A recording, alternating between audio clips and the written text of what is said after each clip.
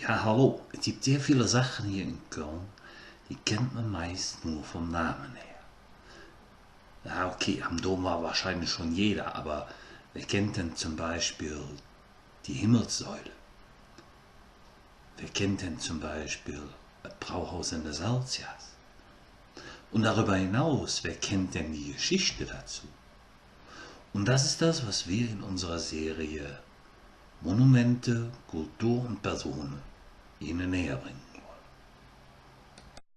Hallo, ich freue mich, dass Sie wieder bei einer neuen Folge von Monumente, Kultur und Personen dabei sind. Was sehen Sie da hinter mir? Anfarina. Anfarina kennen die meisten von irgendeinem Duftwässerchen. Aber das, wo ich Sie heute hinführen möchte, hat nichts mit Duftwässerchen zu tun, sondern eher mit Frauen. Okay, jetzt mag der eine oder andere sagen, da besteht eine bestimmte Relation, aber ich glaube, über die Zeit sind wir hinweg. Und Zeit ist genau das, worauf ich heute mit Ihnen hinaus möchte. Gehen wir doch mal da durch.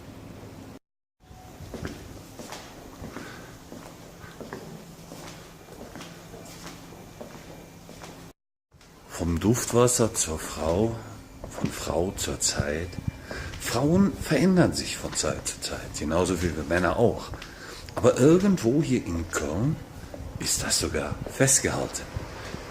Innerhalb der Möglichkeiten, die eine Skulptur bietet, kommen wir heute zu der Skulptur Frauen im Wandel der Zeit.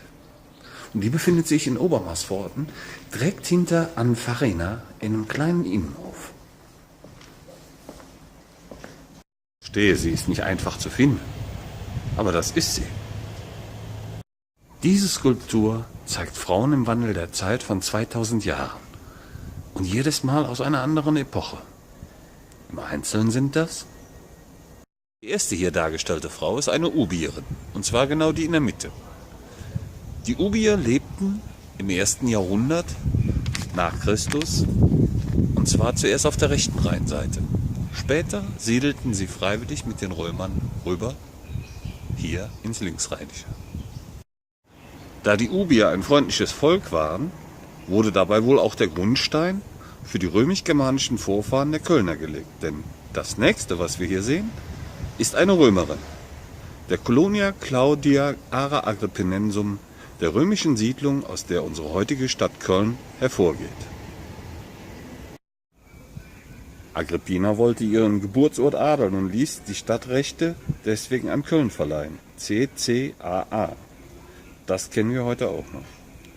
Doch die Christianisierung Kölns und der spätere Einfall der Franken unter Karl dem Großen brachten die Franken hier nach Köln und somit wurden die Römer vertrieben. Die nächste Frau, die wir hier sehen, ist eine Fränkin. Hierfür steht auch wieder eine weitere Frau, nämlich die heilige Ursula. Sie ist die Schutzpatronin unserer Stadt. Unter ihrem Mantel verbergen sich die Jungfrauen, die nach ihr und der entsprechenden Legende als Märtyrerinnen gestorben sind. Alles in allem sprechen die einen von 11.000. Es gab allerdings keinen Beweis, was sich da anscheinend im 4. Jahrhundert abgespielt hat. Es könnten am Ende auch vielleicht nur 4 gewesen sein. Nun sind wir angelangt bei einer Kölnerin. Die kölnerische Marktfrau aus dem Jahre 1400.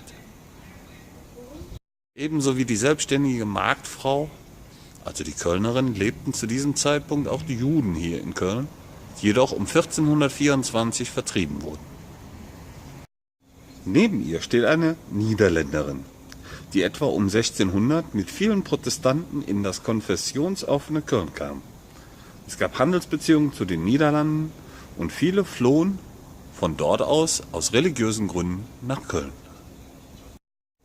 Anschließend wird eine Italienerin aus dem 18. Jahrhundert dargestellt, als der italienische Parfümeur Johann Maria Farina sich hier niederließ und das Kölnisch Wasser erstmals herstellte. Wo jetzt der Brunnen lag, lag ehemals das Fabrikgelände von Johann Maria Farina, der Kölnisch Wasser produzierte. Eau de Cologne. Dann Ende des 17. Jahrhunderts, Anfang des 19. Jahrhunderts hatten wir hier in Köln sehr stark mit den Preußen zu schaffen.